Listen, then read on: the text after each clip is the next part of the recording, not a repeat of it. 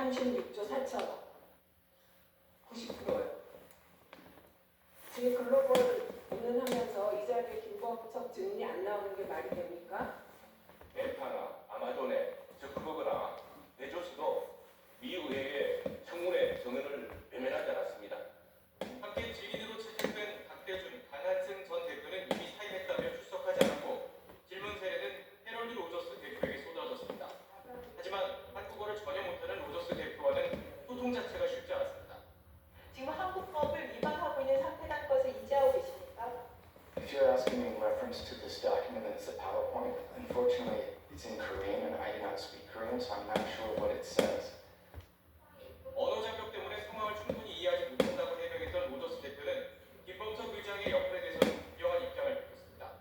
김 의장은 한국 사업과는 거리를 두고 있고 자신의 책임이라며 앞서 박대준 전 대표가 반복했던 발언과 똑같이 대응했습니다. 제가 지금 현재 이 사건에 대해서 전체 책임을 지고 있고 제가 한국 법인의 대표로서 He hasn't told me anything about the incident. I have been reporting to him and to the board of directors about this incident and how we should respond. 로저스 대표는 내부적으로 보상안을 검토 중이라면서 책임감 있는 보상안을 마련해 발표하겠다고 밝혔지만 국회 압박은 거세지고 있습니다. 국회 과반위와 정무위는 각각 김범석 의장을 국회 증언감정법 위반 혐의로 고발하기로 했습니다. 정무위는 또 개인정보를 유출하면 최대 매출의 10%를 가진금으로 부과하는 내용의 이른바 쿠팡법도 처리했습니다. YTN 김부동건입니다. 개인정보 유출 사태와 관련한 쿠팡 청문회 김범석 의장 등 주요 경영진이 불참한 것을 두고 시민단체 역시 강하게 반발했습니다. 쿠팡이 책임을 회피하고 있다며 비판의 목소리를 높였습니다. 송소연 기자입니다. 개인정보 유출 책임 회피하는 쿠팡을 비판한다. 개인정보 3,370